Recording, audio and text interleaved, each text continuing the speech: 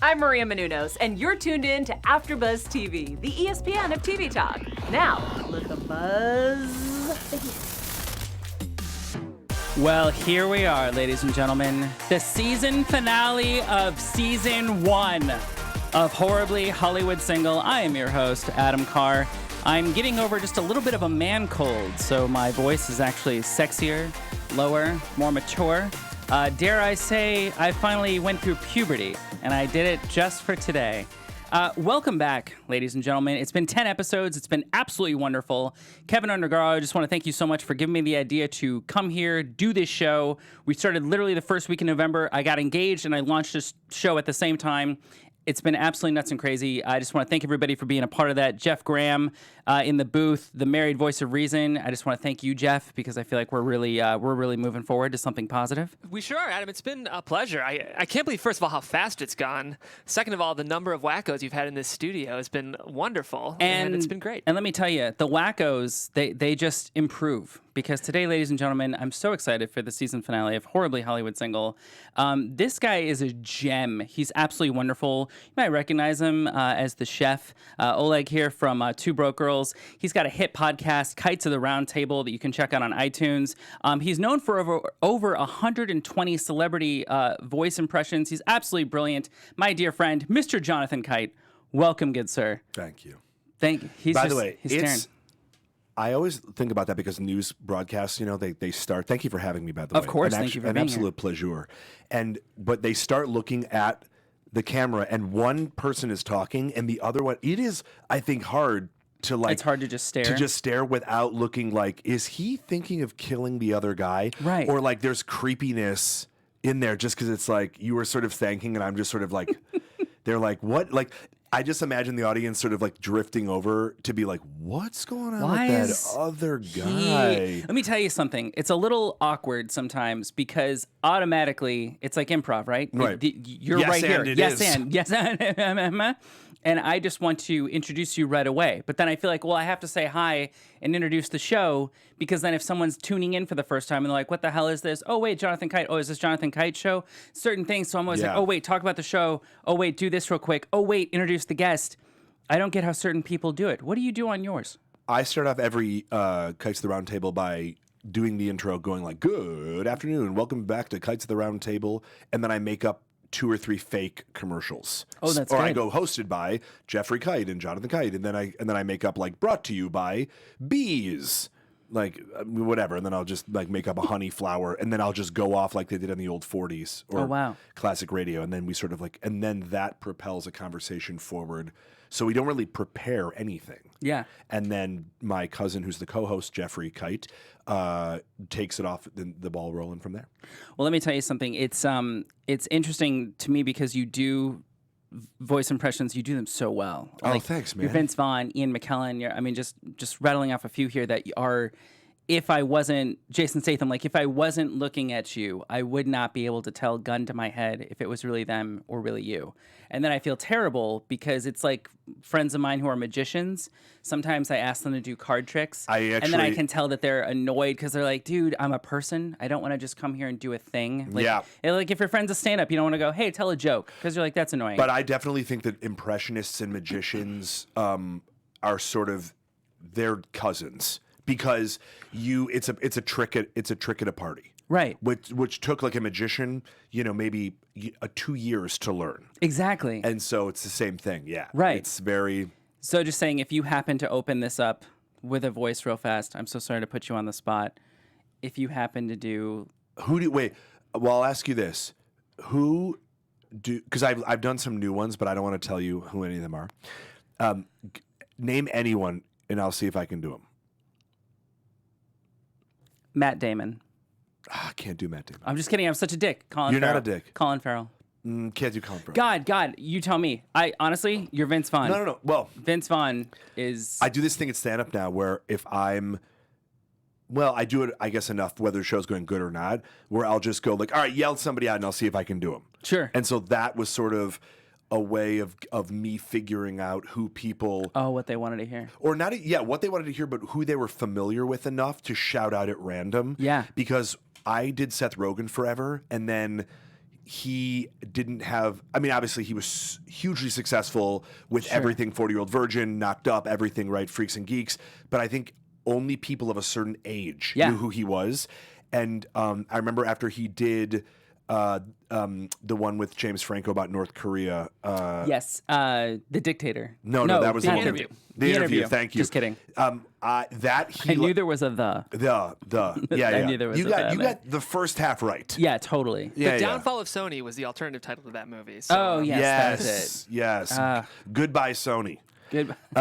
Farewell. And but everyone sort of knew who he was because he was on the news. So then I asked them people. I'd be like, I'll do Seth Rogen. And then everyone in Canada sort of knew who he was because he was Canadian. Oh, yeah. Or he is Canadian. He was and still is. And so I'll do Vince Vaughn. I'm going to talk to you. Let me ask you something, man. I like the energy happening right now. I like the Superman kind of thing right there. Let me say, who gets the Superman mug? You know what I'm talking about? Is it a Clark Kent kind of guy? Is it a guy trying to tell people like, oh, I'm not Superman? Is it a guy who's like, hey, I actually am Superman, but I'm trying to hide it. I'm trying to hide it right here. So the only way that I can do that is to buy the Superman merchandise because they're never going to think the guy is actually Superman is going to have the Superman merchandise. They're like, Clark, are you a fan of Superman? Nice. I like it. It's like they never think that Clark is Superman because it's like, why would a guy who is Superman have all the merch that is Superman? You know what I'm talking about?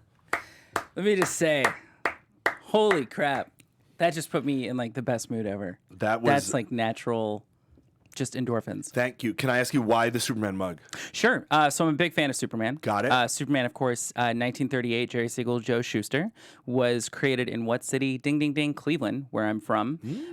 Very important to remember that Superman did come out of Cleveland. And even though Marvel loves to use our city to film movies like Avengers, I would think it'd be great someday to actually use Cleveland for Cleveland and not pretend like it's New York or somewhere else. Yes. Not that I'm saying you shouldn't be shooting in Cleveland at all, but they have amazing tax breaks and make it very friendly to shoot and film. A lot of malls that have no that are abandoned.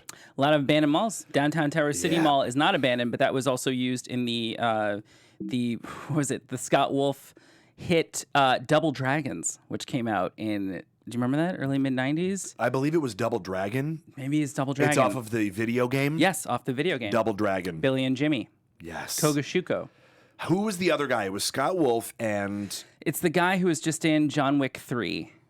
Keanu Reeves. No, close. So good. He was doing Bill and Ted's at the time. I forget who. They're only letting you do one buddy thing at a time. Yeah, you know? he's one of the cool... You're done. He's a really, he's an amazing actor, amazing martial artist. I'm just blanking on his name. Cool. But he was the other one. Clearly this. Well, I love when they used to make video games into movies. Yeah. Super Mario Brothers. Well, that was the big one because that was, I guess the similarity was they were plumbers. Right. Him and John Leguizamo, Bob Hoskins. But that was not that just kind of came out of, no. The whole trust the fungus. It was like, don't try to make Super Mario a real thing. It was trying to, you don't have to make it, you don't have to justify it. No, it's like Sonic the Hedgehog. We don't have to know how he became a hedgehog or where he came from. Or why is he fast? He came from another place. He's here now. Yeah. Give me them coins. Give me them coins. So real quick, it is MLK Day. So I do want to say this is one of my favorite quotes from MLK, just to bring in a little serious moment here, just to honor a great American. We have the ultimate measure of a man is not where he stands in moments of comfort and convenience, but where he stands at times of challenge and controversy. I love that quote, and I find that it's kind of similar to what we do a lot of times in bad dates, maybe a little bit, where I try to think that the worse and worse something was, that's awesome because I'm weathering the storm. So therefore, I've earned something, making it more dramatic, making it a bit more terrible and horrid. Before we get into your stories, whatever you'd like to talk about, I would like to read a little something here. This is from Nikki Nelson at thesinglesociety.com. As I said last week, I found this blog online. I absolutely love it because it's just terrible, bad dating stories told. So I thought I would bring us in here a little bit with this. Whilst I should have been hard at work one afternoon, I began casually scrolling through my unanswered and mostly uninteresting Hinge messages. Hinge, do you ever use that? I do. Right? So my friends used to joke when I'd be like, yeah, I'm using Hinge. They'd be like, oh, that thing you're hanging by? All right. Caught my attention. A man named Grayson. Little did I know I was about to embark upon the weirdest Hinge date ever. I'm not into this whole dating app thing. You seem very nice, so let me know if you'd like to grab drinks and we can decide if we like each other. Wow, just meet up, get it done, right? Rip off the Band-Aid. Is that your MO? You have to. But I would say that most people don't read. Not because they're illiterate. They might be. But I think that most people, if they like the way you look... Sure, it's Pictionary. Yeah, exactly. It's guess who. You know, it's like you're knocking down faces and you're going that guy or that girl. And so that's why I think I think that you may get points for being clever in a bio or like, sure, you know, from like a thing. But at the end of the day, I feel like if you like the way someone looks a lot of times, like, Bumble. Oh, yeah. Of course you do. We're talking to a Venus right The women here. talk to you first. Exactly. Or as I used to call it, another excuse for a woman to never sleep with me. Sponsored by. So. But that's the thing. When they have to take the initiative, because that's the way the algorithm for the app works. Right. 9 times out of 10, I'll get a stock thing like, what do you like more, horror or comedy movies? Right. But it's like, is that really going to tell you anything about me? Doesn't tell you. No. Shit. Or, hey, what's up? Because I think that women are equally as bad at making the first move as men are. Sure. It's just I enjoy the sort of the thing about Hinge. Going back to it, is that you sort of have to tell people about you because you answer these questions, and then people then like that thing. Oh, so I actually think that because then I wrote some like nonsense. Like my Hinge profile is literally utter nonsense, but I will say I probably get the most amount of responses from Hinge than I do on any other dating app. Really? Yeah. You heard it from Jonathan Kite, folks. He gets responses on Hinge. Get on it. #ad. Hashtag at Jonathan Kite. If you'd like to grab drinks, we can decide if we like each other. Wow. No back and forth monotony? No attempt to be a pen pal only to be inevitably ghosted? How splendid indeed. I accept. I walked up to a charming cafe bar not far from my place of employment and found Grayson patiently awaiting my arrival. Grayson was marginally robust with a boyish grin and a slight gap between his incisors. Raised in Utah, he had recently relocated to begin his fledgling career in accounting after completing his MBA. Perhaps he was a few pounds heavier than advertised. Hey, we've all been there. But considering I'm not exactly the poster child for fitness myself, I decided to keep an open mind. There we go. A lot of people don't do that. We got to chatting about our dogs. Of course you do. The bothersome habits of our prospective roommates. Hey, we've been there. And our mutual penchant for people watching. Hey, it's like the story of what we do. I began to inquire about the timeline of his upbringing, education, etc. Grayson informed me that he took a job for a while subsequent to getting his undergraduate degree, but after completing his master's, he was forced to take a bit of a hiatus. Forced to take a hiatus. Grayson then disclosed he is a recovering pornography addict and how his debilitating addiction to porn caused him to lose his job.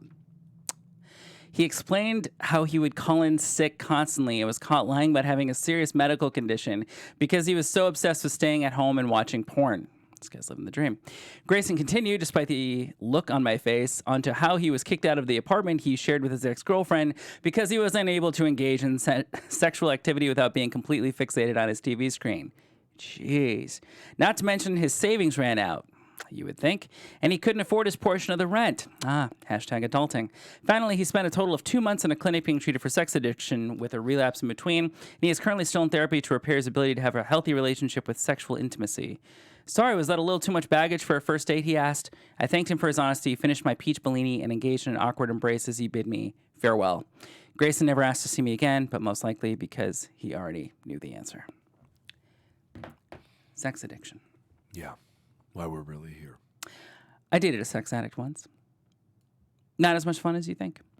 And by date, I mean we went out on a couple dates, and I was totally infatuated, and I thought this would lead to further things. To sex? Yeah. Ironically, dating a sex addict, they don't always just want to have sex with you. It's sex for the wrong reasons. It's sex with other reasons, other people, other stuff. It's very confusing. Yeah. Plus, I keep going back and forth. Is sex addiction a real thing? I mean, I think you could be addicted to anything because how you're dealing with something?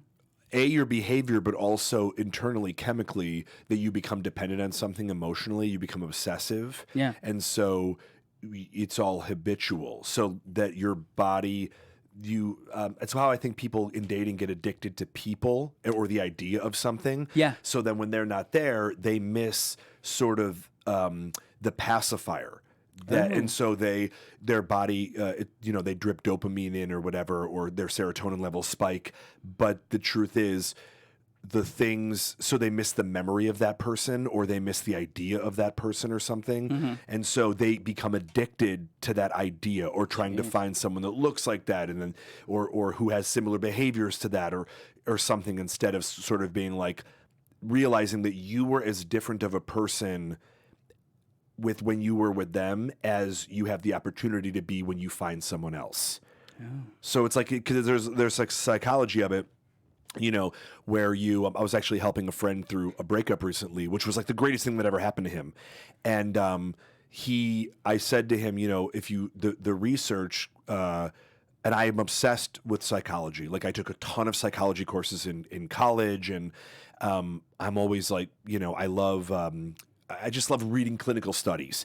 And what they say about dating is, let's say like we were dating and then you broke up with me, and I try to get back with you, but for the most part, you can only then see me as a certain way. So then I see you as something to obtain, and you see me. I mean, listen, nothing is 100%, but that like you have to then come at from a different way. So like, he was still living in the past and saying, oh, I want to date this person that no longer wants me. And I go, yeah, she isn't interested in the person that you were. So like, if you aren't something new, she's not going to go back. So I think that we can turn anything into an addiction. Yeah. Look at that. You just dropped a huge dose of truth. I don't know if I was old enough for that. You will be. Where was that 7 years ago? I could have used that. I ripped off the mask. I'm you. Yeah. But you've always lived here. You've been here all along. I'm sorry. Glinda. Jeez. You had the chance all What along. do you mean? Why? I'm like an old man, though, when I do. My voice is too deep to do. People always ask me if I do female voices. Do you do female? And I don't, because my voice is how you say you're getting over a man cold. Yeah. My voice, I always describe it as I sound like the first half of a NyQuil ad. That I can never get better. What's up? So I go in for these auditions where it's like, hey, man, I'm like totally sick right now. They're like, great. Now he takes the NyQuil and now he's better. I'm like, man, I feel better. They're like, you sound worse. So that's my life. Next. Sorry. All right. Sex addiction. By the way, you know how we know that scenario we just did was fake was? Because they apologized for not giving me the job. Oh, yeah. No, they never apologize. It's always, auditions are fun. Yeah. You get a good little relationship with some of the casting directors. Yeah. Other people, they're like, get the hell out of here. Get the hell out of here. Hey, great to see you. Yeah, get the hell out of my face. Oh, yeah. I actually, that's a lie. I haven't seen anyone be super rude. My favorite is when there's a big line of people. You're all auditioning for something. It's LA. We're all trying to get somewhere else. Yeah. No one's there specifically for that at 5:45. Everyone's at a truck stop. And some actor will just be a dick. And just go, oh, really? Well, I couldn't park outside. And you're like, this guy's going to piss off everybody. We're all living in this reality. And we're all going to get screwed because of this jackass. You know what I mean? And you just go up and you're like, hey, are you still single? They're like, yeah. I'm like, couldn't tell. Never trust the room. That's the best piece of advice I ever got out here. Never trust the room. In terms of like don't decide that you did or didn't get the job based on anything. No, you can't tell. You know how many times you hear the words like, hey, see you on set. Like, see you at the Crafty. And you're like, they're like, no, we thought you worked for Postmates. We were going to call you. Panda Express. So you grew up in Skokie, Illinois. Yes. Great place. Great place. You went back, you did a stand-up special at your high school. I did. Which is pretty freaking awesome. It was cool. That's got to be a dream. It was. Why don't you tell a little bit about that real quick? It was called my Back to School special. And it was, I literally went back to my high school and there were 2 shows in the auditorium, 1,000 seats. And it was like, this is your life. I mean, my 7th grade science teacher, shout out Miss Markey. Oh, yeah, Miss Markey. You know her. Come on. It was crazy because in a good way, some people, Miss Markey was very young when she first started teaching when I was in her class. And so she was still teaching. Like a lot of these people were still teaching. and a lot of kidding. them still worked at the junior high or the high school, and a lot of people that I grew up with still live in that town. Oh, that's so cool. So it was great. When did you do that? I did it a couple years ago. My biggest problem was, which it taught me a very valuable lesson. Yeah. People are like, hey, when can I see this? You can't. Because what I realized was doing a stand-up special about things that were current events based so specifically and of the moment. Oh, sure. So I was doing a Trump impression before he was, before he was the nominee. I had been doing these jokes about just people in politics and sort of like talking heads. Mm-hmm. And I did Rush Limbaugh, and I'd done like Obama, Okay, and I had nice. done. And the craziest thing was for me to do Trump. The moment I sort of did this stuff in my special, very proud of the material, I believe in it, he got the nomination. And then everyone started doing Trump material. And so it felt hack.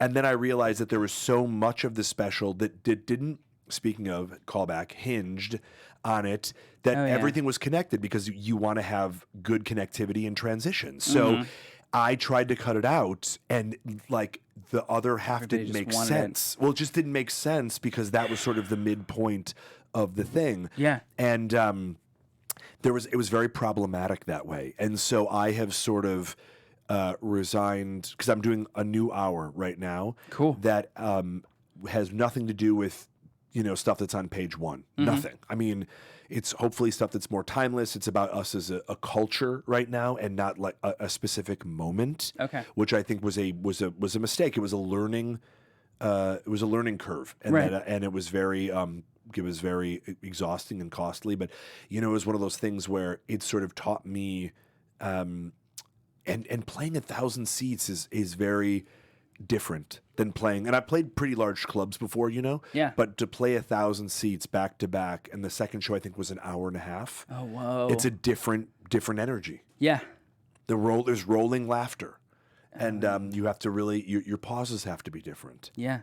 It's a beast. It is. It's great. But I had such an amazing time in Niles North High School, where I went to high school. They couldn't have been more accommodating, and it was a wonderful. And the guy who ran the choir department ran the sound booth. Oh, no kidding. Yeah, it was great. He was so sweet. And, Choir teachers are the best. yeah, and my acting coach, director at the time, Tim Ortman, still there. Amazing guy. He helped make the whole thing happen. Oh, great. Yeah.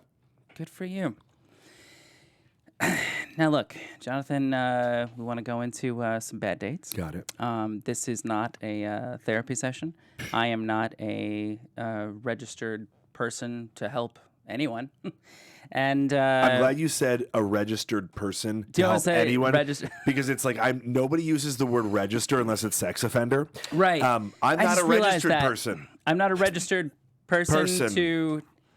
Can you tell how much my fiance has to put up with? Where like I switch words or I say things around, and then she's my translator. So unfortunately, I don't have my translator for this show. But you're doing it. You're the Greek chorus. Thank you so much. I'm here for you. You're on a roll. So as I said, clearly I can't help anybody, mostly myself.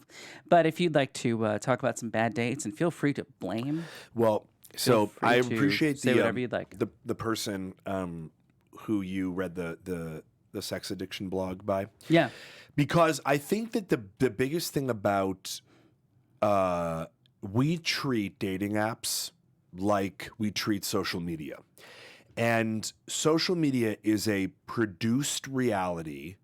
And I think that there isn't as much effort. Like obviously when you meet on a date, you're presenting your best self. Right. Not necessarily the truth, but your best version. What you would like to exist. What you think will catch a fish.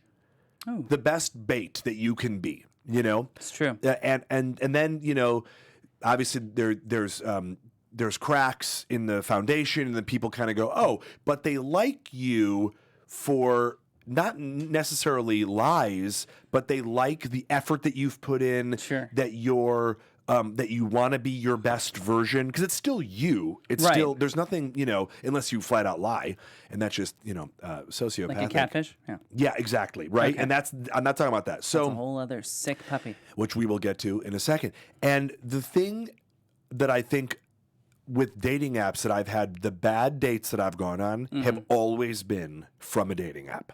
Because I think that people, whatever your Instagram is, and a lot of people use it as a business tool. Yeah. And so people, if you're like selling fit tea, which I'm not, people are looking at this. They never have to look at anything except your photoshopped photos Right. to buy fit tea, right? There's no second act to that play. Yeah. If you like the way this person looks, you think that you can be that way, not thinking about the lighting or their other diet or anything that goes into it. That's on you to buy the fit tea, right? So then they're suggesting it to you, just like happy families who aren't completely obese that eat KFC every day are suggesting to you that heart disease won't follow, just good times with one and all, that that's on you. But dating apps, once you produce a reality and you put that together and then you then move forward to catch someone, catfish, Yep. and then you show up and you're a completely different person, then I think my brain goes, what else are you not telling the truth about? Oh, yeah. And so I think that only because that person brought it up, I think weight is probably the biggest thing. But I'm going to go even further. We are all holding in our hands at all times, we are an obsessed, addicted society to a camera. But somehow, most people's photos are not current. And I would say that a lot of them, there was a woman on Bumble who I appreciated, held up a something where she was like, that last photo is from Post Malone, da-da-da-da-da. And I was like, awesome. So that is a current photo, swipe right, never heard back from her. Anyway, most people, I feel like they decided, it's like how guys dress, and this is not my joke, but I think it's so true. Guys dress the way the last year they thought they were cool. So like you see a lot of these guys from not necessarily small towns, but like football heroes who won the big game, whenever it was, and they're dressing like they were in high school. Oh, by the yeah. way, there's nothing wrong with that. No. And by the way, mullets are cool. You want to be that guy? Be that guy. Be that guy. You know who Theo Vaughn is, the comic? No. He's a G. You should look him up. He's such a sweet dude. That mofo rocks a mullet, and he looks amazing. Theo Vaughn. So I'm saying anything can be made cool. And by the way, you don't have to. Your life you're living it for yourself. You don't have to live it for any other reason. But I will say, if you're going to represent yourself as, and hopefully your bio is a current representation of you, but then when people show up and you're like, there's no way. Like this bio, you're clearly checking this bio because you swiped. And I went on a date with somebody one time who was terribly nice. But it threw me so much how she didn't look like the person in her photos. Oh. I just couldn't get over it. And it wasn't like an age thing or a weight thing. It was just like, that ain't you. And it was this Boy. And so Was it her from like 10 years ago? Or was it her just like a really good angle? Like getting her face? I'm not sure. One of those was not her. Like, do you know what I'm saying? I don't know. I know that one of them was from 10 years ago. Okay. And that is a fact. And but it was so weird. And I don't think I was as kind about it as I possibly could. I didn't bring it up. Instead of like, hey, weird question. Do you have a time machine? Or like, no, just because and here's the thing. She was an attractive person, but it was clearly a different, and not even like this was from a couple years ago, my bad. Sure. This was from like a different generation. Oh, yeah. Like, is this a picture that your grandmother had to sit through for 45 minutes while the exposure went? Like, this ain't you. Oh, yeah. It's like, and this is from a different time. Sure. You know, is this person wearing an I like Ike button? Like, come on, this is old. And it got to the point where I just thought that was so weird. And so by the way, I'm very like conscious and aware. And like that person said, there's obviously, you're not going to look exactly like the photos. Sure. But I thought that was just such a weird thing that it was like, it felt a little bit like a catfish. A little bit. And then they're waiting for you to say something, and then if you say something, they go, well, clearly it's just all about how I look. And you're like, well, clearly you're not we're not starting from a place of Yeah, truth. to be what you advertise. For sure. Big thing. And by the way, that's okay. Like, I enjoy the way that I look, and I always say that I'm at the precipice of what, like, if you're any worse looking than me, you can't be on TV. I'm like, it's like this. I You know don't what believe mean? that. No, I don't believe that to be true. Close. You're a very good-looking guy. Fashionable. Plus, you're taller. I would do well. You do the voices. You're Right. crushing it. So I would crush it in the radio dating app. No one. I could do like testimonials from people. Jason Statham being like, All right, sweetheart, let me tell you something right here. You're going to want to go out with this guy. He's got a hog the size of the Titanic, and it definitely goes down.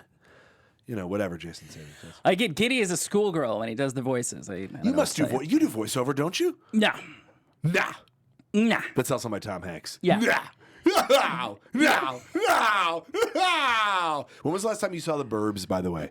I asked this way too much of people. That movie is so fucking funny. It's so funny. It's like that and Big are my two favorite Tom Hanks movies. Love Big. I've actually never seen The Burbs. Can you see how I'm... Adam! Can you yell at me as Tom Hanks and tell me to ask? No! Adam, come on, guys. Adam, don't look away. Don't look away. My father does this thing when he's mad at me. He repeats my name like 6 or 7 times. Adam. Like, Adam! My Tom Hanks impression is from that's it. The Burbs, because at the end, or like, there's not giving anything away. He just is like, just yelling to the world, and I remember hearing that. Oh, I love The Burbs. Anyway, The Burbs.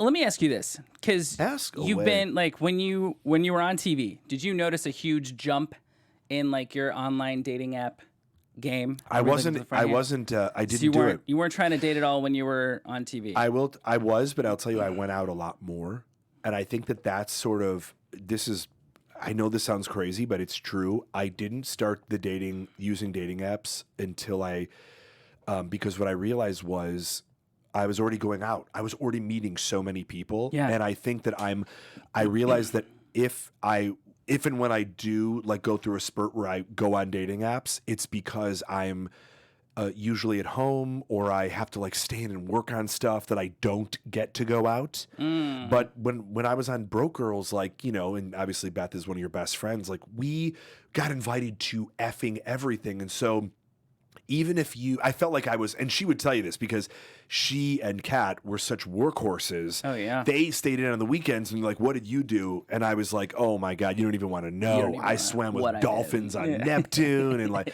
because I just, you know, I would go out and there was all this stuff constantly going on. Sure. I think that's every guy's half fantasy there for a second, just to be like, I'm on a hit TV show. I'm going to be on dating apps. Like every woman's just going to be blowing up my phone. And then I have a feeling after about 2 to 3 months, you'd start going, I'd like to scale this back now. Can I tell you I had a dating app. This was, I don't even remember this was, I guess a few years ago, but this woman swiped on me, lovely girl, and we were chatting back and forth, and then I'm like, here's my number. She's like, we're texting. And then she just, out of the blue, she just was like, you're not him. And I swear to God, I was like this.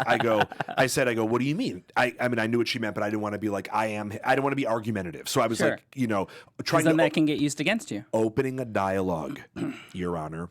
And so I said, what do you mean? And she goes, well, you are a catfish. There's no way you're Jonathan Kite. And I said, this is amazing. Can you, I said, and I was like, I could, number one, make sense, right? Like I'm sure. But number two, absolutely, what can I do to prove to you that I am him? So I sent her a baby photo, and she was like, oh, I guess maybe. And in my head, I go, I could have gone on Jonathan Kite's Instagram, screenshot a baby photo, and just sent it your way. Now you're thinking like crazy. That was weird, because then she was like, oh, I guess it is you. Doesn't prove shit. Nothing. Really? Yeah. You got any baby photos I could use? Yeah. Let me do that. So let's Adam, you look like a young Jonathan Kite when you were a baby. I feel like one. All right, let's get moving along here. Jeff, how are we doing on time here? We okay? Yeah, we got Is about that it? 10 minutes. 10? Is that clock not on the screen? The clock didn't go, but you know what? We're right. having such a time. Tempest we are. Fugits, Jeff. Yes. Let's do a little red flags here. So red Got it. flags, the way it works, you're going to read each card out loud, and then By the way, can I just say something right now? This is a missed opportunity. We're leaving money on the table. Okay? Oh, there's the thank you clock. We're leaving money on the table. Bumble needs to come out with B condoms where they say, cover your prick. I mean, we're just leaving money on the table, Bumble. All right, sorry, go ahead. you should talk to her. I I think would love it's to. a woman who owns Bumble, right? She owns it. She started it with a guy. They broke up. She kept Bumble.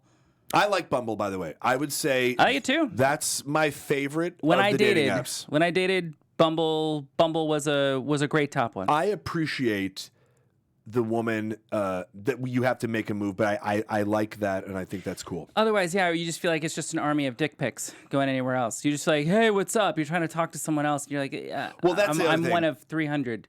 And it's like I'd rather like talk to somebody and be and you as well, very charming. I think we have a good amount of charm to us. Sure. And We had to, John. and to We had to. I know with this Growing up? bordering on You kidding? TV face. Are you I kidding me? peaked 14. I was this height. You That look, was it. But you look 14. You got a great look Thank about you. you. Well, you know, what can I say? You could I feel like you could be not now because they're a little weird with like Disney and shit about how they're like actual kids, but when we were growing up, Yeah. you could play high school still. Sure. Like One Tree right, Hill. No, you right now, high school With a little bit of this salt No, and pepper in the chin. No, I'm saying you shave that beard. You shave it. Shave it. Yeah, my height. You are a junior in high school in the 90s. Yeah. Is he Dustin Hoffman about to turn 20? We don't know. No, the spiky hair, the glasses. hair, the I mean, come on. glasses. You're He's the got- guy who does the PA announcements every morning. Hey guys, tries to get it like with the hot girl in school. Yeah. Who's, Yeah. Who's not going to be with him?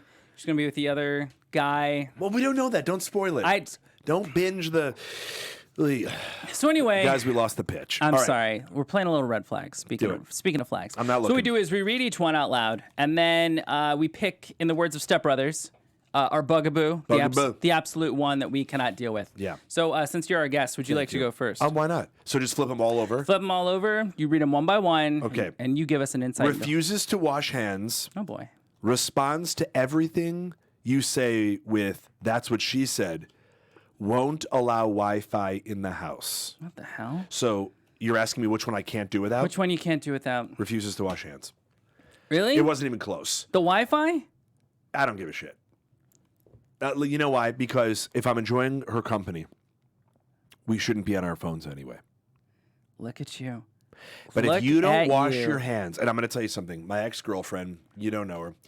One time, I have OCD, and but not insane. I used to have a real I used to be that person who had to wash their hands 100 times Sure. and shit, and that was some for real. aviator shit. Oh, I wish I That had you in his the money. bathroom? Yeah.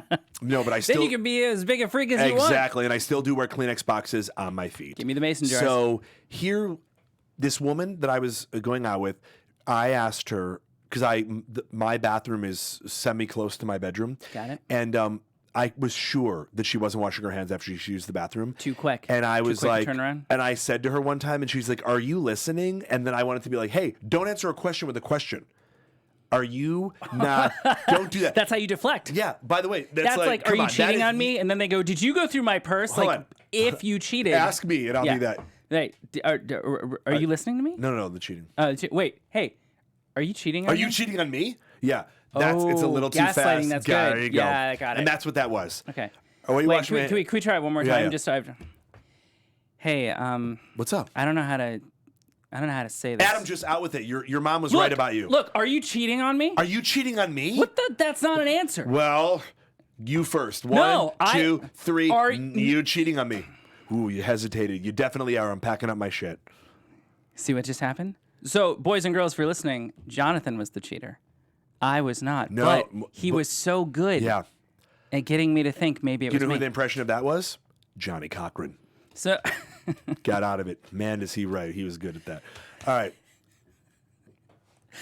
you know what I mean? Okay. You know what I mean? So, I'm talking about. mine is isn't potty trained. She wear diapers. How does that work? We got to know. We don't know. Has plexiglass cheeks so that you can see inside their mouth. Could be both really disgusting and really fun. Celibate. Wow. Wait a minute. She's not potty trained? That means that if she sleeps over, she could literally shit the bed? I think she'll have a diaper. Or celibate. What do you want? Do you want shit the bed or do you want never sleeps with you? I want to know why this woman is not a virgin, but hasn't learned to take off the diapers. Here's the question. If she's celibate, if she just says, like, I can't have sex, does that mean she can still Forever? I mean, if she's saying I'm celibate. Oh, then no, that can't do that one. But my question is she allowed to give me a hand job? Like, or are things on the menu off for me? Like butts? So...